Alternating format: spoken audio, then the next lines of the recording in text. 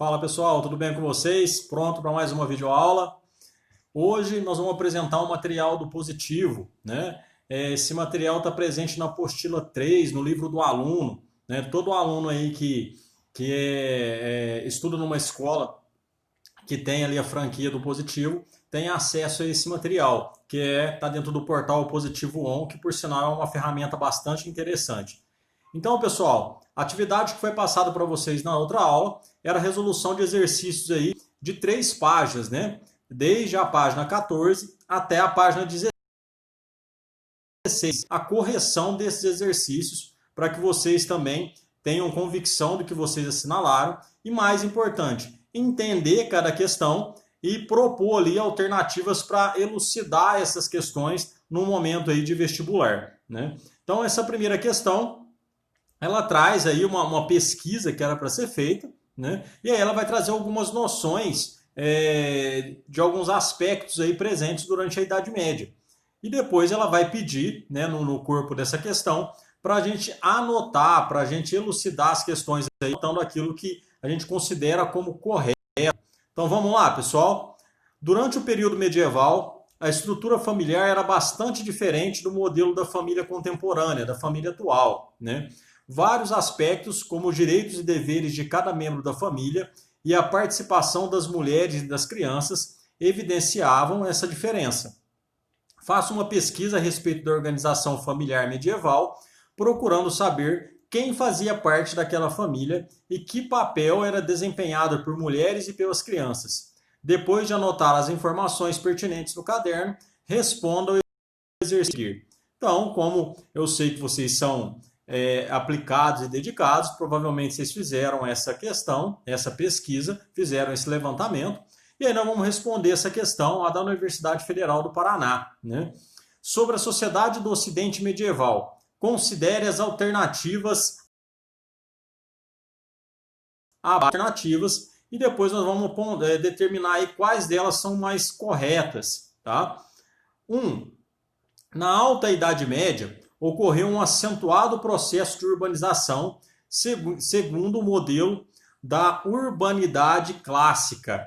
Tá? Só relembrando aí, né, que o período da Alta Idade Média é o período que vai lá do século V ao século VII, certo? Número 2. Nessa sociedade, atribuía-se às crianças uma função na organização social e familiar semelhante àquela estabelecida para os adultos.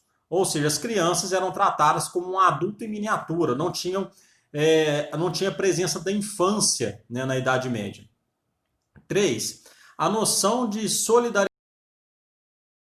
essencial da sociedade medieval. 4. As mulheres na sociedade medieval eram totalmente excluídas da sucessão. Quando casavam, recebiam bens que seriam administrados pelo marido. Então, diante desse panorama, dessas 4 alternativas, aí, dessas 4 afirmações, né, o enunciado nos propõe a seguinte coisa: assinale a alternativa correta. E aí ele vai trazer aí várias possibilidades, né? Geralmente, quando a gente observa uma questão como essa, né, nós vamos primeiro tentar ir por exclusão, né? Se a gente não consegue ir de uma forma assertiva em todas as questões, a gente exclui aquelas que estão mais fora de contexto ou pelo menos vai assinalando aquelas que a gente tem maior convicção, tá? Então, começando lá pela primeira. Na Alta Idade Média, ocorreu um acentuado processo de urbanização? Não, pessoal. A Alta Idade Média marca justamente o processo de ruralização da sociedade. Tá? É o período em que as invasões bárbaras são mais acentuadas. Então, a cor ela não é correta, tá? Porque ela está afirmando um fato que não ocorreu nesse período. Tá? 2. Nessa sociedade, atribui-se às crianças a função de organização familiar semelhante a um adulto. Isso está correto, pessoal. Muitos historiadores afirmam que não havia presença da infância, das brincadeiras durante a Idade Média. Tá? Então, os alunos, as crianças daquele período, como adultos em miniatura, né? Inclusive na sua vestimenta, inclusive na forma de falar, na forma de se tratar. Tá? Então, há um certo obscurantismo quanto à presença da infância, a presença das brincadeiras nesse período que nós estamos estudando. 3. A noção de solidariedade familiar é um traço essencial da sociedade medieval? Sim, as famílias eram muito participativas, então tinham ali um regime de colaboração muito grande entre essas famílias dentro de cada núcleo familiar. Então também está correto. 4. As mulheres na sociedade medieval, né, eram submissas, eram excluídas, né, inclusive da sucessão, inclusive ali da administração dos bens. Está certo, pessoal. Tá? As mulheres não tinham um papel relevante no ponto de vista administrativo, tanto é, inclusive, o direito de primogenitura. Tá? Ou seja, o filho mais velho que herdava tudo. Esse filho, desde que fosse homem, claro, né? Herdava todos os bens e ele que mantinha o legado e o traço da família. As mulheres ali eram mais para fins de fertilidade, cuidar dos afazeres domésticos, cuidar. Então, de acordo com essas questões, né, qual alternativa seria a mais adequada aí? Né? Seria a alternativa D, tá? Onde somente a 2, a 3 e a 4 são as verdadeiras. Espero vocês tenham assinalado essa questão. Certo, pessoas? Podemos ir para a próxima? Então vamos lá. Aí na página seguinte, pessoal, na página 15, tá? Aumentando um pouquinho aqui para vocês poderem observar melhor, tá? Um texto e nele vai estar dizendo o seguinte: a partir do século IV e V, o Império Romano tinha se tornado cristão. Depois que os imperadores romanos se converteram, o que significou o fim do paganismo, essa era a palavra usada pelos cristãos para designar a religião romana, com seus inúmeros deuses e deuses. Então, o paganismo desaparece, mais ou menos rapidamente. Sem dúvida, nunca por completo. E pouco a pouco vai deixando pagãos. E pouco a pouco vai deixando pagãos são substituídos por Deus, o da Bíblia, Antigo e Novo Testamento.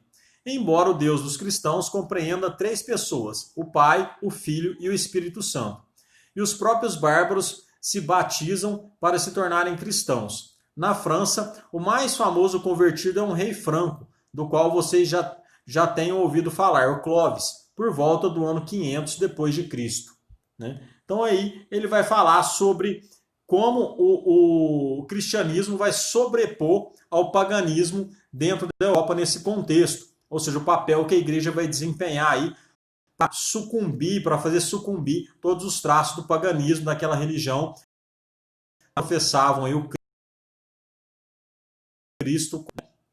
Então, dentre essas, a seguinte, a primeira, por meio de uma aliança com alguns reinos bárbaros, conseguiu consolidar seu domínio espiritual e cultural na Europa Ocidental? Está conseguindo, principalmente com o reino franco, né?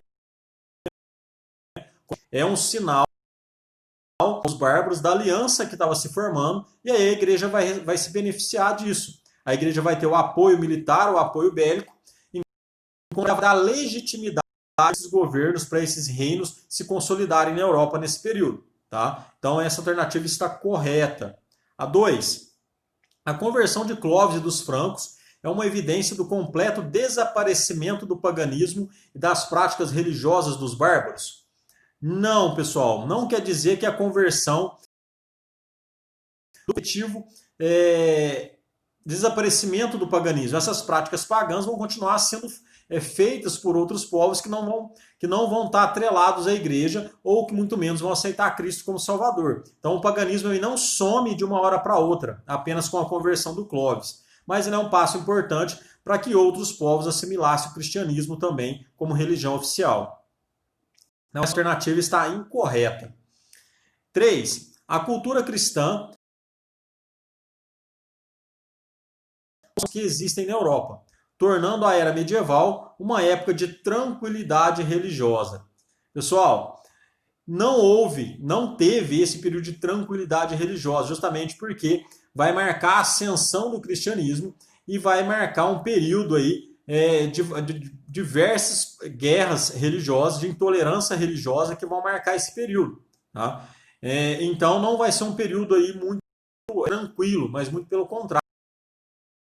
Algumas perseguições vão ocorrer, o tribunal da Inquisição vai se fazer valer, a igreja vai perseguir, vai queimar muita gente que discordava daquilo que ela pensava.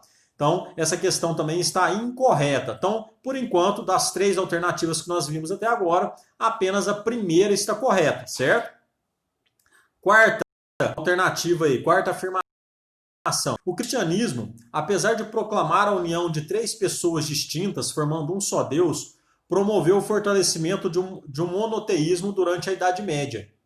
Sim, pessoal, apesar dessa divindade cristã estar dividida na Trindade, Deus Pai, Deus Filho e Deus Espírito Santo, não são considerados 3 deuses diferentes, mas são 3 pessoas, 3 deuses, 3 pessoas que formam uma única divindade, tá? Que é esse Deus onipresente, onisciente, né? Esse Deus uno, né?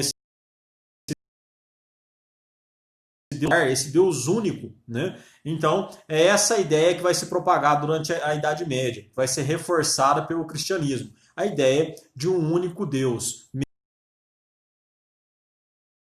Então, a alternativa, as afirmações 1 e 4 seriam as que estavam mais corretas de acordo com o contexto. Então, seria aí a alternativa C. Certo, pessoas? Tranquilo essa daí? Vamos lá para a questão número 2. Questão número 2 também vai trazer um fragmento de texto, né? A casa de Deus, que acreditam uma, está dividida em 3. Uns oram, outros combatem, outros, enfim, trabalham. As 3 partes que coexistem não podem ser separadas. Os serviços prestados são a condição das obras das outras 2. Cada um, por sua vez, encarrega-se de aliviar o conjunto. Por conseguinte, triplo conjunto e o mundo paz. Então aí, mais uma vez, um trecho falando desse período da Idade Média, o texto e seus estudos, as afirmativas a seguir. Então ele está dizendo aí os oratores, né, aqueles que rezavam, a igreja, tá? Os belatores, que eram os guerreiros, tá? Os nobres, aqueles que estavam sempre montados, e por fim, né, os laboratores, aqueles que trabalhavam, os servos, né? Então ele vai dizer aí que essas 3 ordens aí é que vai formar a vida dentro do feudo. De acordo com a leitura do texto e seus estudos, analise as afirmativas a seguir. Primeiro, da sociedade feudal estava estritamente relacionada com a religião? Sim, pessoal. O feudalismo vai ser marcado por essa aproximação, por esse laço intrínseco aí entre os senhores feudais e a religiosidade, tá? Então a organização da sociedade ela estava baseada sim na relação com Deus, o teocentrismo, né? Não fosse pela vontade de Deus, não fosse pela vontade divina, tá? Até os reinos eram legitimados por tal ideia. 2. As ordens tinham funções e atribuições diferenciadas. 3. A divisão de função estava restrita apenas à teoria, pois na prática todos desempenhavam as mesmas funções. Então, pessoal, a 2. As ordens tinham funções e atribuições diferenciadas? Tinham. Os oratores, que era a igreja responsável pelo bem espiritual, por rezar, por conferir a salvação, tá? Os belatores eram responsáveis pela defesa, pela guerra, né, que eram os nobres. E por fim, os laboratores eram responsáveis ali por todo o trabalho, por todo o provimento material dentro do feudo. Certo? A afirmativa 2 também está correta. A divisão da função estava restrita apenas à teoria, pois não.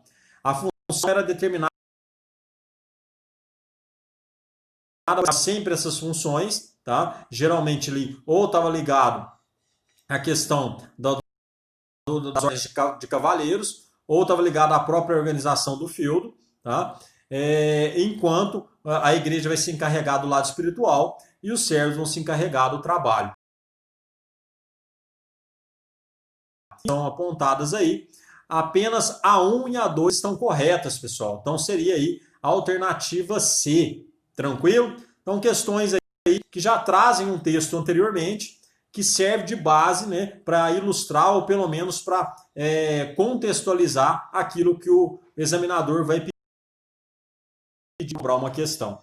Certo? Vamos lá, questão número 3. Pessoal, questão número 3, né? Feudo é um termo que possivelmente veio do latim feudum ou do latim vulgar feudum. Ele designa a terra que o senhor feudal outorgava a seus servos ou vassalos em contrato de vassalagem. Por esse contrato comum. Então, a partir do contrato, do processo de enfeudação, qual era aí o desenrolar de tudo isso? Né? Como eram as obrigações entre o vassalo que recebia, né, ou o servo que tinha proteção para com o suzerano, para com o senhor. Então essas obrigações eram desiguais, pois o vassalo poderia plantar e ter proteção na terra feudal. E, em contrapartida, deveria cumprir uma série de obrigações e deveres militares e de hospitalidade para com os nobres, tornando-se seu servo. Pessoal, então as relações, as obrigações, elas eram desiguais. Afinal de contas, aquele que vai receber a terra, no caso o vassalo, né, ele vai ter uma série de obrigações para com o seu senhor. E essa alternativa ela de Itália, tá? Ações que eles tinham, tanto do campo bélico como a questão de recebimento dos nobres. Então, o vassalo se tornava aí o primeiro servo. Embora tivesse o status de nobreza, ele era o primeiro que tinha que servir o seu senhor, o seu suzerano, em caso de uma mobilização. Então, essas relações eram desiguais, tá? Então, outras alternativas aí que falavam que elas eram parcialmente desiguais, elas estão fora de contexto, pessoal, porque essa relação era desigual, bem desigual. Tá? A alternativa D, ela vai falar também, ó, desigual e de trabalho obrigatório e gratuito do servo para com o senhor feudal, já que este vassalo não apenas pagava os impostos e tinha obrigações, como a corvéia, mas era tido como escravo ou propriedade do seu senhorio. Tá? Aqui ele está colocando o vassalo e o servo numa mesma condição. E o servo ele não pertence ao senhor, diferentemente de um escravo, ele está ligado à terra, ele não está ligado a uma posse particular. Tá? Então a alternativa correta dessa questão número 3 seria a alternativa A. Certo, pessoas? Vamos lá, pessoal. Questão número 4. Tá? Sobre a servidão medieval. Assinale o que for correto. Então aí ele traz, né, as afirmações com uma numeração na frente. Nesse exercício ele não traz uma continuidade que seria do enunciado dessa questão. Algumas universidades podem pedir depois disso, tá, a somatória das alternativas corretas, por exemplo. Aí você teria que somar aquelas que você julga como certo e assinalar, né, de A a E ali a somatória das alternativas corretas. Aqui ele somente tem a segunda etapa do enunciado, falando justamente da questão, né, da somatória. Então, pessoal, essa questão sobre a servidão. A servidão foi um tipo de relação social que resultou exclusivamente da desagregação do Império Romano. Pessoal, sempre que tem uma palavra que restringe muito, exclusivamente, unicamente, desconfie dessa palavra, não vai fazer dessa alternativa 1 aí, que ela não vai resultar exclusivamente da queda do Império Romano.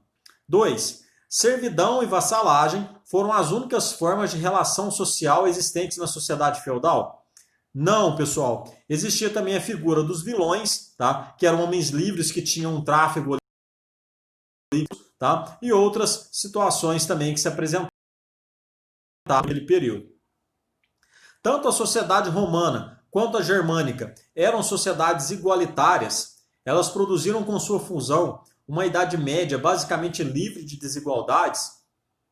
Longe disso, né, pessoal? A desigualdade era um marco, né? A desigualdade já vinha com o nascimento da nobre, já tinha uma posição privilegiada ao longo da sua existência, tá? 8. No sistema feudal, as relações de servidão, suzerania e vassalagem tendiam aos membros de uma sociedade de uma rede infinita de hierarquias e pendências. Sim, pessoal. Então, o suzerano poderia doar um pedaço do seu feudo e ele ia ter um vassalo. Tá? Esse vassalo poderia doar uma parte da sua terra que ele havia recebido e aí ele vai se tornar suzerano de um outro vassalo. Então, ou seja, vai se tornar uma rede, uma cadeia, uma hierarquia de relações de fidelidade, dependência, honra, tá? Aonde um vai dever obrigação para com o outro, certo? Então a alternativa 8 está correta. A 16. O servo detinha a posse útil da terra, devia obrigações e tinha o direito de ser protegido pelo senhor. Exatamente, isso é a base principal do sistema feudal. O servo tinha a posse útil da terra para ele plantar, para ele produzir, tá? E ele tinha várias obrigações, vários impostos que ele tinha que pagar para esse senhor, em troca de protegido, certo? Pessoal, estamos passando um pouquinho aí dos 20 minutos, tá? Na aula. Mas isso para a gente encerrar essa correção, tá certo? Vamos lá, aguenta firme aí. Questão número 5, tá? Um texto aí do Jacques Le Goff, né? Para o historiador Giuseppe Sergi, a Idade Média é uma convenção cronológica que consolidou-se na cultura comum da Idade Moderna e Contemporânea. Tem sua origem nas reflexões que os humanistas do século XV e XVI, animados pela experiência de uma nova era de renascimento cultural e recuperação. Sobre a Idade Média, o historiador Jacques Le Goff afirma que esse nome foi dado pelos humanistas a partir do século XIV. Petrarca foi provavelmente o primeiro a empregar a expressão, que sobreviveu até os nossos dias, medium tempus ou medio tempora. Tratava-se de definir alguma coisa que havia chegado ao fim, né? Então, com as afirmações apresentadas, vamos analisar as alternativas que ele apresenta, tá? Então, alternativa 1, né? A Idade Média, como período histórico, é basicamente uma construção intelectual que foi elaborada por homens que viveram entre os séculos XIV e XVI? Sim, é uma questão aí de interpretação básica, está dizendo isso lá no enunciado, certo? 2. Pode-se considerar que a Idade Média é uma denominação pejorativa empregada pelos humanistas para qualificar um período intermediário. Sim, tá? Então, aqueles que se estavam na modernidade, eles vão atribuir uma certa mediocridade de poucos avanços técnicos, científicos e culturais durante o período da Idade Média. Sim, como falar que a Idade Média, né, é uma noite que durou 1000 anos. Né? 3. Atualmente, em razão das novas descobertas arqueológicas de novas evidências históricas, como documentos até então desconhecidos, é inegável que a Idade Média foi realmente um período obscuro das trevas? Não. Tá? Não tem nada que diz a isso, e muitos historiadores combatem justamente esse termo, Era das Trevas, pelas as inúmeras conquistas e os inúmeros avanços que tiveram também durante a Idade Média. Viveu esse período, né, à sombra da igreja sim, mas vários avanços não quer dizer que foi um período tão obscuro assim. Tá? Então, de acordo aí com as alternativas, nós assinalaríamos a C. Tá? Então, apenas a 1 e a 2 estão corretas. E aí, pessoal, para a gente findar essa correção e findar a semana, está lá o período medieval. Analisar abaixo. O modo de produção feudal próprio do Ocidente europeu tinha por base a economia agrária, comercial e monetária. Pessoal, a gente sabe que a economia era agrária sim, mas o modo de produção feudal ele não vai se basear no comércio. O comércio vai surgir justamente no final do feudalismo. Tá? E monetária nem sempre foi monetária, porque alguns feudos abdicaram de moeda. Tá? Faziam aí o escambo. Né? 2. No feudalismo, a posse da terra era o critério de diferenciação dos grupos sociais. rigidamente definidos. De um lado, os senhores, cuja riqueza provinha da posse da terra e do trabalho servil, e de outros servos que estavam vinculados à terra, mas não tinham sua posse. Perfeito, era isso mesmo. Aquele que tinha terra tinha poder sobre os demais. Então, a terra. 3.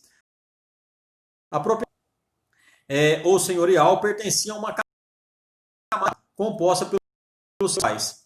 A principal unidade econômica de produção era o feudo. Correto. O feudo era praticamente autossuficiente. Tá? Raras exceções que mercadorias vinham de fora dessas localidades. 4. Devido ao caráter monetário do sistema feudal, o servo se sentia estimulado a aumentar a produção. Por isso significava aumento do seu lucro e do senhor feudal. Tá? Então, falar em lucro durante o período, né, praticamente é um anacronismo, porque o comércio ele praticamente vai deixar de existir durante esse período. E falar em lucro aqui, né, a gente está falando algo ligado ao comércio, às práticas mercantis que vão surgir a partir do início da decadência do feudo e ressurgimento das cidades. Certo, pessoas? Então a alternativa correta aí seria também a alternativa C. Os itens 2 e 3 seriam os corretos. Pessoal, espero vocês na próxima videoaula. Espero que tenha sanado as dúvidas de vocês. Qualquer coisa, estou à disposição no fórum. Um abraço.